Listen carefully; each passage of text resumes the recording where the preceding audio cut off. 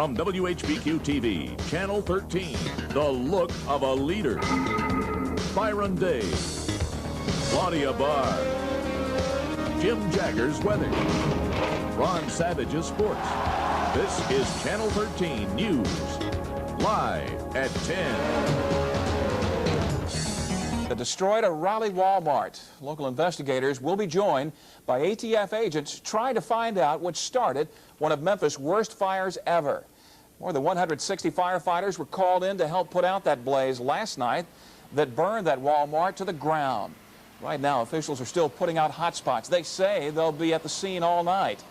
But tomorrow, they'll be getting some reinforcements. Well, we have a national response team, the experts be in tomorrow morning, and they're going to start sifting through the debris and see if we can't get some answers. Some 300 Wal-Mart employees, meanwhile, met with management. They're being told that they will be offered jobs at other stores in the Memphis area. The following News Channel 3 program is closed caption for the hearing impaired.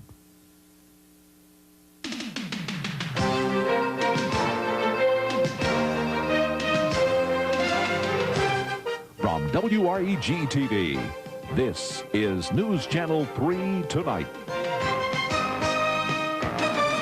Firefighters are still on the scene of a 5-alarm fire tonight, putting out hot spots in what's left of the Wal-Mart store in Raleigh. As Joe Cardona reports, it could be days before investigators can really find out what caused the blaze. From the air, you can see just how devastating the damage looks. Only a shell remains of the Wal-Mart store at Austin Peay and Covington Pike. The city's biggest fire in nearly 30 years took several hours for firefighters to bring under control. Almost 24 hours later, they're still on standby at the scene, putting out smoldering spots inside the burned-out building. It'll lay dormant for a while, and then all of a sudden it'll flame up. We've got an aerial truck and a pumper here, and we're just going to be hitting it all night long. The store's employees were called to a private meeting here at another Wal-Mart store nearby to find out what the company plans to do with them. We weren't allowed in that meeting, but afterward, employees told us they're satisfied with what company officials had to say. They don't know what they're going to do with the building. They may not rebuild or nothing, but they don't know yet. They're not sure what they're going to build. So did they tell you for sure that everyone would have a job? Yes.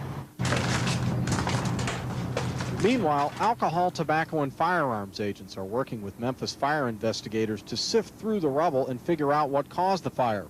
I'm told ATF is routinely called in on fires of this size to help decide if arson could be involved. Damage is estimated at about $12 million. In Raleigh, Joe Cardona, WREG News Channel 3 Tonight. Employees say they weren't told how long it could take to reassign them to other Wal-Mart stores. If you're a Wal-Mart customer and need questions answered, the company is making someone available. Beginning Saturday, Wal-Mart will set up a trailer in the Austin Peay parking lot between 9 and 5. They're going to be there to answer any questions you might have about everything from layaways to film that may have been lost in the fire. Into the cause of one of the city's biggest fires ever. And it could be weeks before arson teams, security police, and firefighters finish their jobs at the burned-out Wal-Mart on Austin Peay Highway. 3 days after the inferno which gutted this Wal-Mart, causing an estimated $12 million in damage, firefighters are still putting out the fire. Today, firefighters found 4 hot spots, which they are continuing to attack with an aerial pumper. At the back of the building, engineers perch in a steel basket hanging from a tall crane. They are taking pictures of the building, determining how to dismantle the walls without disturbing what could be evidence. Meantime, the same people who investigated the World Trade Center bombing spent time today at this Wal-Mart looking through the rubble. The Bureau of Alcohol, Tobacco, and Firearms National Response Team is looking for possible signs of arson.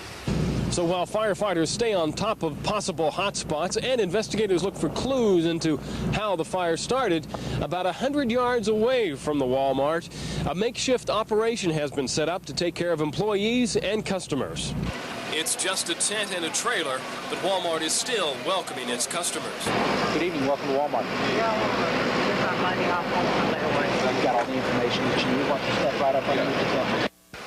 Hundreds of people who have put items on layaway at the Austin Peay store are getting their money back. What they'll do is bring in their receipt, and some of those customers don't have receipts, and we're working with those people on an individual basis, but the people that do have receipts, we're responding to them immediately and refunding their money. They just look at your receipts and your driver's license and give your money back, no problem.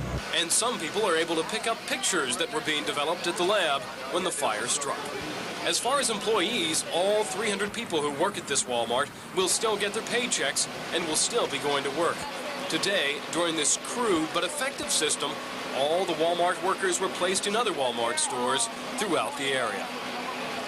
The makeshift operation in the Walmart parking lot will be open every day through this month from 9 in the morning to 5 in the evening. That went up in smoke this week. We're back at the store today. A makeshift customer service center was set up in the parking lot to deal with layaways and refunds.